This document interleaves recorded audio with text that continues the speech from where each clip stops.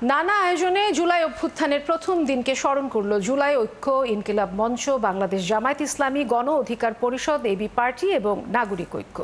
আলোচনা সভা, রাজপথে লাল পতাকা মিছিল স্মরণ করেছে জুলাইয়ের বীরত্বগাথা।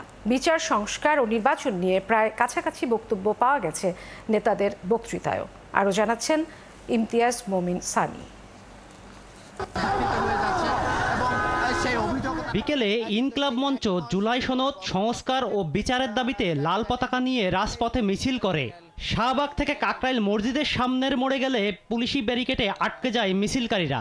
তাদের গন্তব্য ছিল প্রধান উপদেষ্টার বাসভবন যমুনা। শিয়া বাটার ও ভিটামিন ই সমৃদ্ধ লিলি হালাল বিউটি সোপ, তারুণ্যময় উজ্জ্বল ত্বকের জন্য।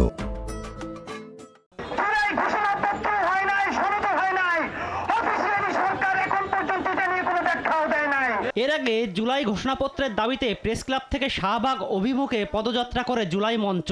বাধাহীনভাবে প্লাকার্ড ও স্লোগান যোগে শাহবাগে পদযাত্রা সম্পন্ন করে জুলাই ঐক্য। দাবি জুলাই ঘোষণাপত্রের মৌলিক সংস্কার কিছুই করতে পারে নাই, তাহলে এই ইন্টেন্ট আমরা কি করব?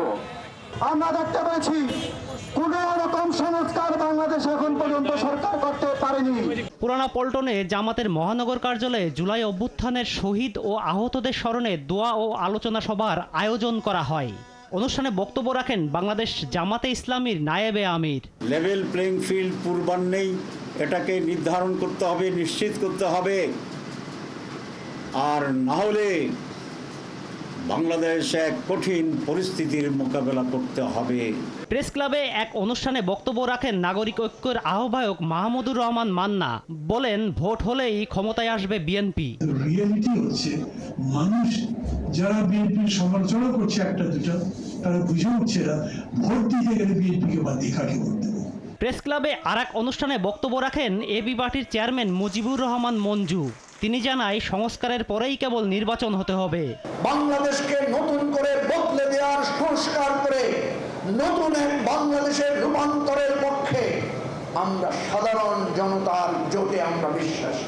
দুপুরে ঢাকা রিপোর্টার্স ইউনিটিতে জুলাই অভ্যুত্থান নিয়ে এক অনুষ্ঠানে কথা বলেন গণ অধিকার পরিষদের সভাপতি নুরুল হক নূর।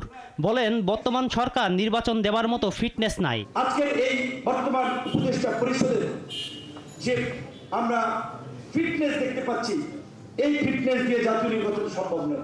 নুরুল হক নূর আরও জানায়, আওয়ামী লীগের কার্যক্রম স্থগিত নয়, নিষিদ্ধ করতে হবে। ইমতিয়াজ সনি, ৭১, ঢাকা।